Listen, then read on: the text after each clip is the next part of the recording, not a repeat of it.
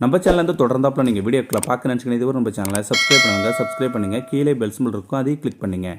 சரி வாங்க நம்ம வீடியோக்குள்ளே போகலாம். வணக்கம் நண்பர்களே. ஒரு பெரிய வணிக அங்காடியில் ஒரு 5 வயது மதிக்கத்தக்க சிறுவன் பணம் செலுத்துபவரிடம் உரையாடி கொண்டிருந்தான். பணம் பெறுபவர் உன்னிடம் இந்த பொம்மை வாங்குவதற்கு தேவையான பணம் இல்லை என்று சொன்னார். அந்த சிறுவன் இந்த பணம் போதாதா என்று வினாவினான். அவர் மீண்டும் பணத்தை எண்ணிவிட்டு இல்லடா செல்லம், குறைவாக உள்ளது என்றார். அந்த சிறுவன் அந்த பொம்மையை கையிலே பிடித்திருந்தான். நான் அந்த சிறுவனிடம் அந்த பொம்மை யாருக்கு தரப்போகிறாய் என்று கேட்டேன்.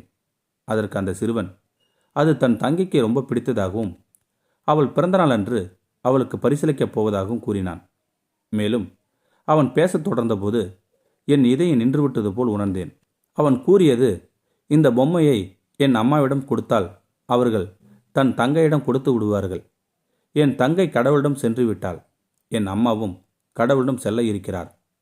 நான் என் தந்தையிடம் இந்த பொம்மை வாங்குவோர் வரை அம்மா கடவுளிடம் செல்ல வேண்டாம் என்று கூறிவிட்டு வந்தேன்.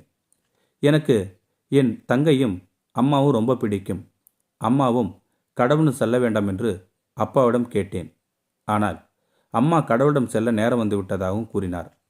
மேலும் அவன் கையில் அவனுடைய புகைப்படம் ஒன்றை வைத்திருந்தான். அதை தன் அம்மாவிடம் கொடுத்தால் அவர்கள் தன் தங்கையிடம் அதை கொடுப்பார்கள். அதனால் அவள் தன்னை மறக்காமல் இருப்பாள் என்று கூறினான் அந்த சிறுவன்.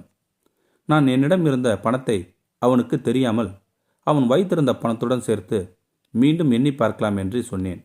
அவனும் இசைந்தான். நாங்கள் எண்ணிய போது போதிய பணத்திற்கு மேல் இருந்தது.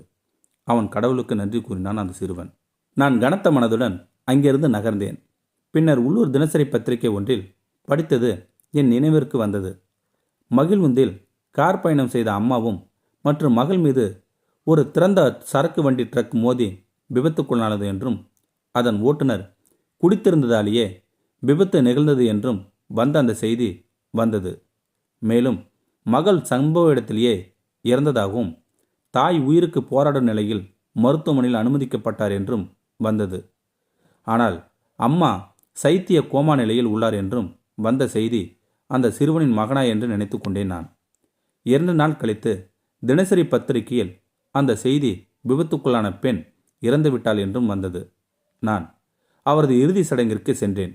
அச்சிறுவனின் அம்மா சடலமாக கிடந்தாள்.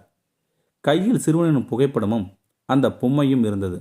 அங்கிருந்து கனத்த இதயத்துடன் திரும்பினேன். அந்த சிறுவனின் தன் அம்மாவிடமும் தங்கையிடமும் வைத்திருந்த அன்பும் பாசமும் அப்படியே உள்ளது.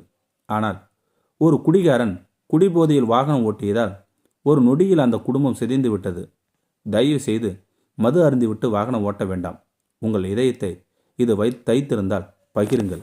இந்த வீடியோ பற்றி கருத்தை கீழே இருக்கிற கமெண்ட் செக்ஷனில் சொல்லுங்கள். அப்படியே நம்மளுடைய சேனலை சப்ஸ்கிரைப் பண்ணுங்க. கீழே பெல் சிம்பிள் இருக்கும், அதையும் கிளிக் பண்ணுங்க. தேங்க்யூ ஃபார் வாட்சிங்.